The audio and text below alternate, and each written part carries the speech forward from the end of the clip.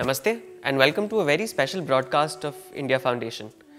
Today we have with us Shri Sanjeev Sanyal, who will be talking to us about India's economy and budget 2021. Shri Sanjeev Sanyal is an internationally acclaimed economist who is presently the principal economic advisor to the Government of India. He is also the author of best-selling books like Land of the Seven Rivers, The Ocean of Churn and the Indian Renaissance.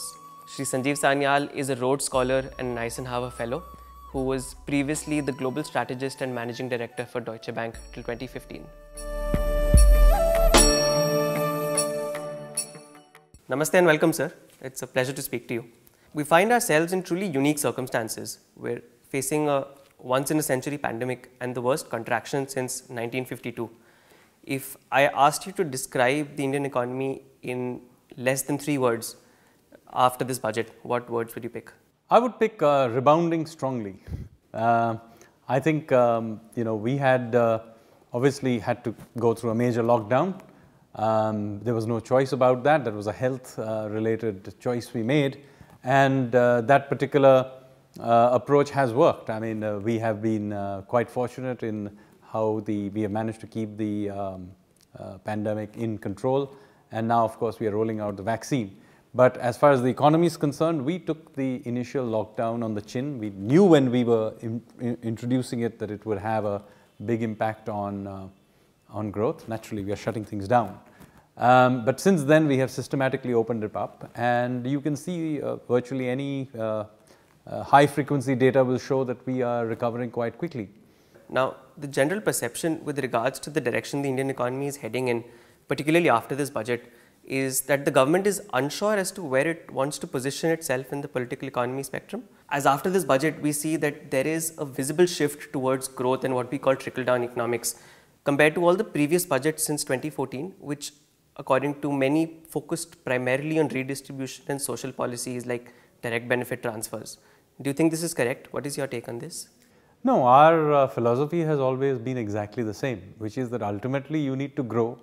And that requires the energy of the private sector. This is something the Prime Minister just recently reiterated on the floor of the House.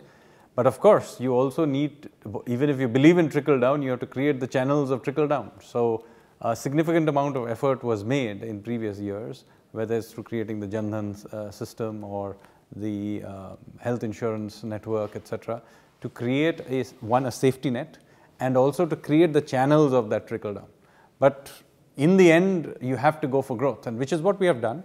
Of course, the private sector is absolutely key.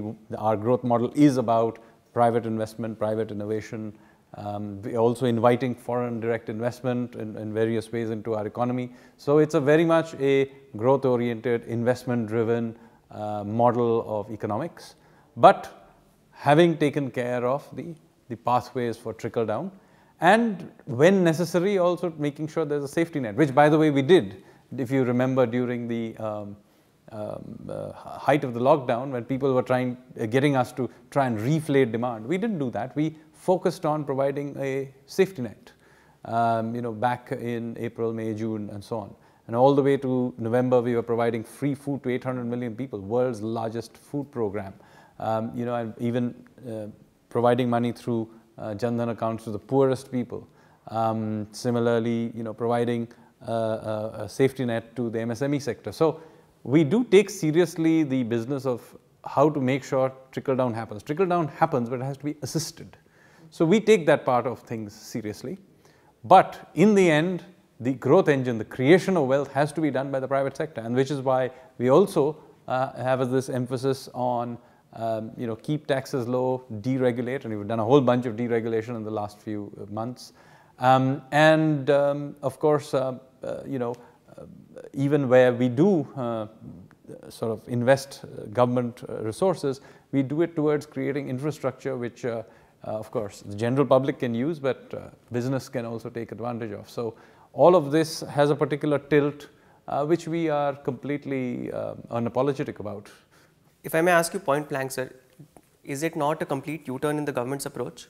No, as I said, it is, we have believed in a minimum government and maximum governance. I think many people hear only one part or the other depending on their proclivities. They have to be together. I'm not a libertarian who believes in the minimal state. I believe in a strong state, but I also believe in a limited state. It's sort of the Chanakyan worldview, as opposed to, say, the Nehruvian worldview, which is a all-pervasive but weak state. So I'm very much in favor of a strong state, but a limited state. So those things the state does, it should take seriously and do a good job of, whether it's in terms of security, related issues, defense, and so on, or providing basic infrastructure, or providing some regulations. Regulations are needed, but they have to be such that they are limited to what they're supposed to do, and not have this all-pervasive expansion of the state into areas it shouldn't be there. Speaking of the so-called shift in the government's approach, do you think it's possible to reconcile inequality and growth in the Indian context, more so after this pandemic? I think this dichotomy is a false one. It's probably false everywhere, but it certainly is false in India. I mean, in the end of the day, we are a poor country. If you just go for purely an inequality-based, if you only focus on inequality, all you will really do is redistribute poverty. And we have done that for years and years, and clearly it wasn't a great model. So ultimately in 1991 we changed that model, and we have clearly succeeded from doing that. So I don't think this is a completely false dichotomy. You have to generate wealth to be able to redistribute it and provide the, many of the things that everybody benefits, rich and poor. I mean, good infrastructure, everybody benefits from it. Having good health system, everybody benefits from it. Sanitation, everybody benefits from it. Looking after the environment and having better air quality, everybody benefits from it. So I think this dichotomy is a completely made up one, even in developed countries. But in developing countries where you're dealing with absolute poverty, you have to have growth. Yes, you have to assist some of that trickle down, which we pay some attention to, as you yourself pointed out. But we have to ultimately generate the wealth that can then, provide for the rest of things that we want to do. India's fiscal deficit presently stands at 9.5%, and it's targeted at 6.8 for the next fiscal. This is way, way higher than what any rating agency or international organization may advocate for. Although it is also understood that given the impetus the economy needed in the form of various stimuluses that were periodically offered during the lockdown, don't you think that a counter-cyclical and expansionary fiscal policy, how can it be prudent for maintaining a healthy debt to GDP ratio? So, first of all, these are extremely unusual circumstances. I mean, this is a government that is otherwise fiscally conservative, and we have been often accused of being too conservative of anything. But there are circumstances where you have to be willing to absorb the need for a stimulus. And that 9.5% number that you mentioned has some of it is obviously a stimulus, but some of it is a loss of revenue, and some of it is just the denominator shrinking. Now, going forward, that denominator, we are quite confident will expand quite fast. In nominal terms, we expect a 14% GDP growth rate in the budget, but I am quite certain that is too conservative. In the economic survey, we have talked of 15.3%. The IMF expects almost 16%. So I think we will do quite well in terms of getting the denominator going again, and that will feed through to some recovery in the revenue side, which is already, you can see, in GST and other collections. The question is, do we want to then try and close the gap as quickly as possible? And the main point we have made is, no, there are points in history where keeping some momentum going on the fiscal side is a good idea, and this is one of those moments. And we, in the economic survey, we make the case that, in fact, even from a fiscal consolidation perspective, going for growth at this juncture may be a good thing to do. Now, the question then is, what do we spend that extra space on? And here we have made a very, very clear choice. We have gone for spending on infrastructure. Infrastructure widely defined, so I'm including here things like health. But we are basically going to spend on this because we believe, for whatever it's worth, we are going to run up debts to do this and leave it to future generations. It's important that we also therefore build up assets that we leave to future generations to match the debts we are. This idea that you can somehow use stimulus checks out of trouble, in my view, is even in a developed country, they will discover that it is not a particularly useful approach. One, it creates debt without assets, so the balance sheet goes awry. Secondly, it's not even clear that it leads to higher growth, because if circumstances are unsure and everybody is unclear about future jobs and growth momentum, even if you give them money, the likelihood is they'll just save it. And you won't get the second and third round of growth, which is basically what you're relying on. I mean, one can always borrow money and spend it, but if you don't get the second order and third order impacts of that spending, then it'll all fizzle out, and all you've done is you're left with debt with nothing to show for it. And I think this is a genuine danger many Western countries in particular are going to discover at the end of this. So we avoided that. We instead decided we will spend the money directly on infrastructure, and we know from experience that creates jobs. It creates demand for all kinds of products as steel, cement, and so on. And of course, after a period of time, it also helps the supply side by creating a infrastructure on the supply side. Do you think in the short term, will it not negatively affect interest rates and inflation? So this is something we'll have to manage. Obviously, inflation depends on a large number of things, including international interest rates. Our judgment is that at this juncture, at least for some time, international interest rates are not going to go up. So that gives us some space. As far as inflation is concerned, well, I think demand-driven inflation is perhaps not going to be driven up too quickly. There is enough slack in the system, not to mention we have done all these supply-side measures, which have also probably, hopefully, opened up the gates on the supply side. So I think sustained inflation on the driven by demand is unlikely. So that's a matter of judgment, but we can adjust it along the way. If it happens to be that economy is growing so well and it's creating so many jobs that's driving up inflation, well, under those circumstances, we don't need that stimulus in the first place, and we can scale things down here and there. So we will adjust, which we have done throughout. We can adjust. But you see, it's no point in adjusting for inflation at the point in the cycle we are in right now. Like you said so yourself, we are looking at a better than 10% recovery in the next fiscal. Now, one of the biggest determinants of growth going forward will be the economic sentiment of both businesses and consumers. The businesses are not going to make fresh investments unless they believe that the economy is going to do better, failing which there can be limited increases in employment and output, and unless complemented by a strong consumer sentiment, aggregate demand will not rise, which will eventually bog investment and output down. After the budget, we see that in a certain section of the economy, there is exuberance about its future prospects, which is the well-to-do and rich, best reflected by the stock markets on the day of the budget. However, another section, a very large section actually, is still bogged down by low employment opportunities and reduced incomes. This is also reflected in the RBI's consumer confidence survey. Such a mismatch between business and consumer sentiment could create economic uncertainties. So I think the key here is the way we think about it is the following, that look, you have to get the animal spirits going, because that creates the investments. People are taking the view that investments and consumption are some sort of there are loggerheads, and you have to choose one or the other, and that if anything, consumption drives investment. But actually, there's more than adequate evidence, for example, from East Asia's 30 years of growth, where investment drove growth, it created employment, and consequently created consumption. So the causality works both ways. All we are doing right now is basically taking the view that we can drive investment-driven growth in India directly, first through government spending on infrastructure, then, as you can see, as you said, animal spirit seems to be coming back, and there is clearly an increase in FDI coming into India, because even through the downturn, we saw record FDI.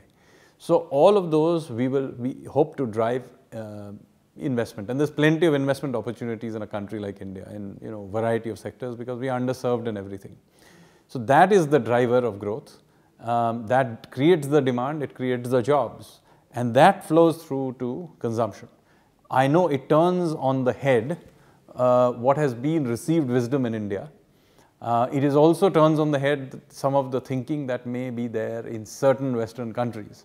But it is not an unusual model because, as I said, many East Asian countries during their high growth phase used exactly this model to grow. Investment, create the investment. Of course, one important ingredient in keeping that dynamic going is that you've got to get foreign linkages in there, because both for exports and for technology and for keeping investment flows. So this is why it is critical that we keep ourselves open to foreign investment and we keep ourselves open to private investment. And as I said, we are open to both. We also are very, very keen to insert India into global supply chains, and there also we have targeted efforts, for example through the PLI schemes, to try and target various sectors. So this is the context in which we are doing this, and of course we have done other reforms as well. You know, removing outdated telecom regulations on the BPO IT sector. Just day before yesterday, we freed up the cartography and geospatial sector. We have done labor law reforms. We have done farm reforms, despite fair amount of political pushback. So this is a government that believes in carrying out the reforms that need to be done. Correct. With this budget, we see a phenomenal increase in the budget outlay for health and well-being, and particularly healthcare infrastructure. I have two questions for you on this front. One, given the fact that 2/3 of all health spending happens in the state, which is of course because health is a state subject, evidence suggests that not all states spend proportionate to their capacity on healthcare infrastructure. So how do we hope to address this? Number two, as American Nobel laureate Kenneth Arrow suggested in the 1960s, that laissez-faire does not really work well for the healthcare sector, given the problem of asymmetric information.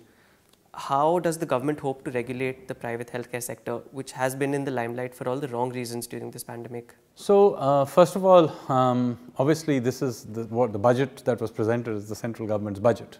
So naturally, it is not for me to state what the state governments do. They're all democratically elected and responsible to their voters at the local level.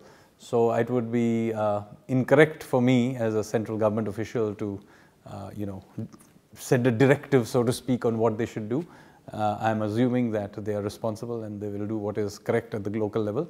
At the national level, we have obviously made a pitch for higher allocation to health and sanitation. People forget that a significant effort on our part is on sanitation. In fact, in some ways, sanitation has a bigger impact on health than does medical facilities. People forget this.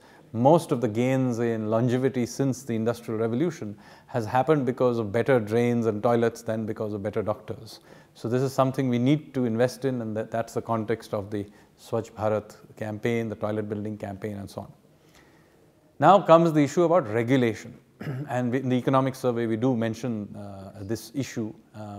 Now, there are two issues. One is why it needs to be regulated and what kind of regulation needs to be done. There's another chapter called Chapter 6 on the issue of how to regulate, generally, as a general concept.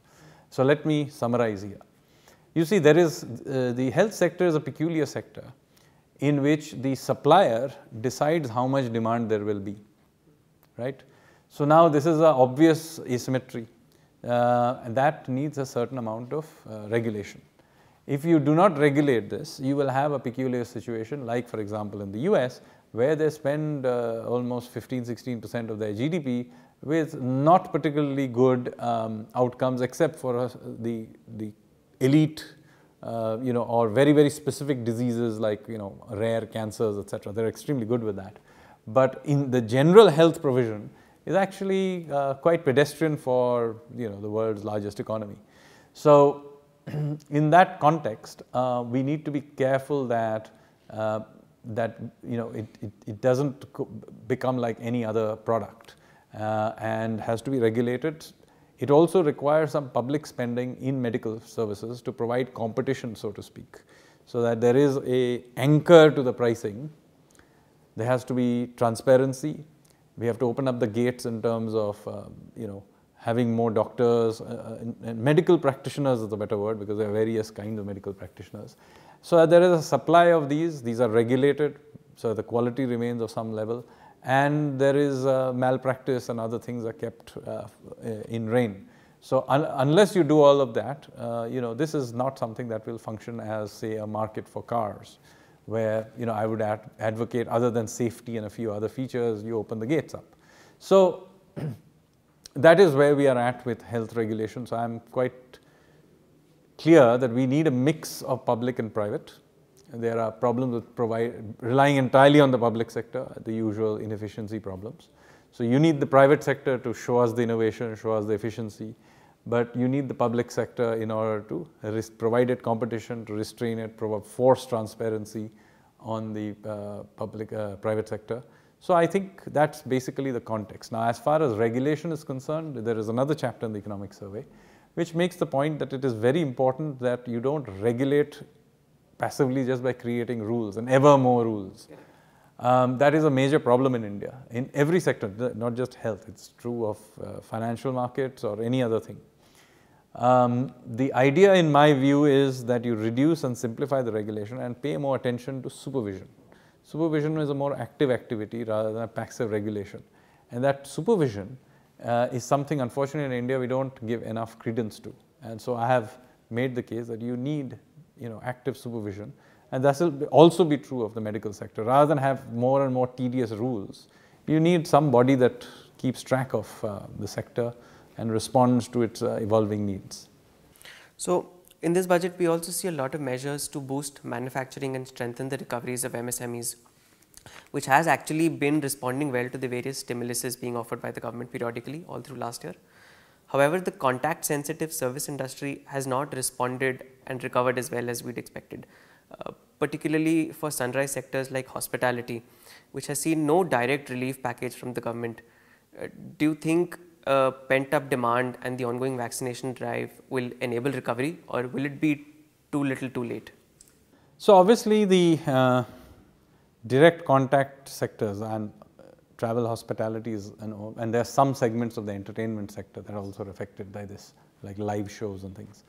Now, the fact of the matter is, I would love to open them up. I mean, I personally, love traveling. I would love to go on a long holiday. But we have to also be cognizant of the fact that we haven't yet come to the end of this pandemic. Yes, we have controlled it, but that's largely by restricting some certain kinds of activities. We're opening them up as fast as we can. Believe me, I'm not enjoying holding this sector down, but we will have to do it step by step in a calibrated way, which is what we are doing. Now, the argument then comes, how do you help it? Well, until you've opened it up, there's no point in helping it. As I keep saying, there's no point in pressing the accelerator until you've taken your foot off the brake. So we need to take the foot off the brake. Then having done that, well, one is demand will come back naturally to some extent, and then how do you help it along? Well, there are again getting rid of outdated regulations, and many of those are at the state level, not so much at the central level. Maybe providing certain financing solutions. Again, infrastructure is a good thing because people can travel around to some of these places. So all of these things become important. But let me say that unfortunately, much of the debate gets sidelined into things which are often irrelevant. I'll give you one example. Whenever this debate happens, why not people will say, why not give this a GST holiday? Now, do you know anybody who's not going on a holiday because the GST is too high? So it is an unnecessary complication that we will introduce into the GST system, which is obviously based on value-added chain, right? So if you suddenly take one bit of the chain and remove it, it causes all kinds of other problems. But on the other hand, has no benefit, right? Because you won't be able to do all the input credits and other things. So my own view is that we need to have a serious solution to this and a serious conversation of what those solutions are. These knee-jerk, motherhood kind of solutions that get bandied about are frankly, once on closer inspection, not useful at all. And we waste too much effort and energy in those without looking at the serious issues. For example, I think there is a case for investing a lot more effort into preserving our historical sites, or cleaning up certain natural areas where we're getting drowned with plastic in certain places. So I would say that there is a case for investing, but it isn't GST. I'm going to be talking to you about agriculture, sir. A couple of questions. So agriculture was the only sector that escaped contraction in 2020-2021, and this ensured that rural demand did not collapse at a time when the economy was mired in a deep crisis. High food inflation levels all through 2020 also helped in supporting this. Now, from December 20, we see that there is a fall in food inflation levels, particularly with the bumper production of kharif crops and seasonal vegetables. Going forward, what do you think are the prospects for rural demand with regards to agriculture and the non-farm blue-collar workforce? So, one important thing to remember is obviously agriculture was uniquely placed in terms of surviving the pandemic, because it is not it doesn't require so much concentration of people. It's some part of that activity happens naturally through growth of crops and so on. So in that sense, it was sort of somewhat buffered from this. But there are certain longer term issues that we need to think about. First of all, we've got to begin recognizing that rural India is no longer only agriculture. There's lots of other activities happening there and thriving. Agriculture remains very important, but there are other activities we need to, and those activities need to be growth. Some of them may be driven by agriculture, agri-businesses, supply chains and so on, but some of them may have, maybe nothing to do with agriculture at all. Now, that is one thing we need to take into account, and those need to be encouraged. But even with agriculture, we now need to begin to think of it somewhat differently from the old idea that we need to grow ever more calories, which is essentially the green revolution view. Now, I understand where they came from, because back in the 60s, we had a food crisis. We were not growing enough food. We had to import them under somewhat difficult circumstances. Memories of the famines of the colonial era were still fresh. But the fact of the matter is, we now have the opposite problem. And the problem is this: we want this sector to grow. Now, we want it to grow at least 3-4% a year, let's say. But on the other hand, our population growth rate is slowing down. It's already below 1%, and it is declining. In fact, in some ways, food consumption must be already at zero, because frankly, even the population growth we are getting now is because older people are living longer, and many of them are now living in the cities. So their food consumption per capita is also anyway declining. So under those circumstances, there is no way we can sustain consumption of food. Now, there is at the margin some people who are not eating enough, and yes, some supply of food needs to be put through to them. But frankly, this is not a long-term trajectory of growing more grains. In fact, even where there is a problem with malnutrition, they need to be either deal with diseases and diarrhea and so on. So that is one part of the problem, which is again growing more rice and wheat doesn't solve. But the other is they need other kinds of crops, which are more vegetables or pulses or fish or whatever it is.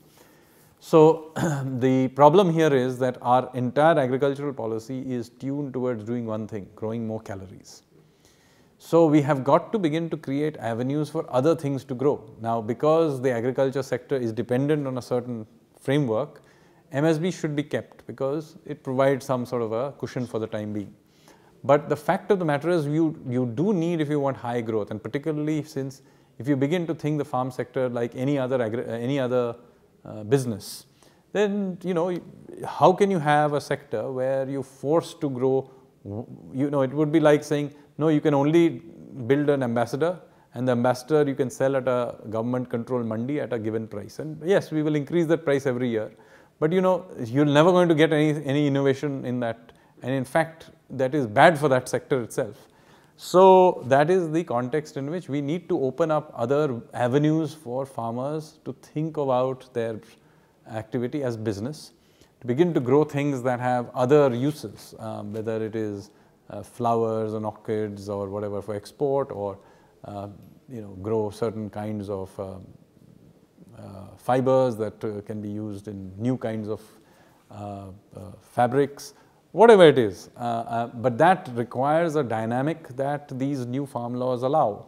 If you continue with a monopoly of government controlled mandis, APMCs, Essential Commodities Act, then this modernization simply will not happen. And that is why we have taken the step, knowing fully well that there would be difficulties and opposition to it, to go for it, because in the long run, that is our only path that we can take. Otherwise, what we are doing is growing more and more calories, ironically, which we don't need, and we are running down groundwater levels. We are poisoning the earth with excessive amounts of fertilizer and pesticides. And so this is a strange situation where we are actually mortgaging the future to grow crops that we don't actually need, and we are then spending a large amount of money trying to store food that we don't need. So this is a game that we have to get out of. Last year, we saw the Prime Minister launch a 1 trillion rupee agriculture infrastructure development fund to boost post-harvest management infrastructure and various community farming assets. With this budget, we see the introduction of the AITC, the Agriculture Infrastructure Development cess. Although this is a welcome move, as it does not put an additional burden on consumers for most items and promotes debt financing, the states cannot really be too happy about it, as it puts an additional burden on their already falling revenues. So I think that has been misrepresented. If what you are meaning is the one on the fuel, then let me say that this basically converts an additional surcharge of some sort. I forget the exact name, but it gets converted into an agricultural cess. So all that additional surcharge earlier wasn't going to the states anyway. Now this government will be collecting it under a different heading. All that is really happening is that it's get earmarked to a certain activity. That is all that is happening. That is our central government's accounting issue. It is nothing to do with state governments at all, and as you yourself pointed out, it does not affect the final price. Now, as far as why we are doing it, well, that relates to your earlier point that if we want to have a next generation agriculture, which moves on from growing cereals, or even if it grows cereals, it grows it in a sort of in a different way. It goes back to growing millets, which have other health benefits, or growing new kinds of cereals, or growing high-end cereals like basmati or Gobindabhog, and so on. So all of that will happen only if you have infrastructure to do it. Otherwise, you will go for this rather bulk type effort that you have through FCI. So that all requires a certain amount of infrastructure built up. And that infrastructure is going to be built up by these resources. Thank you so much, sir. It was a pleasure to speak to you. Thank you so much. Namaskar.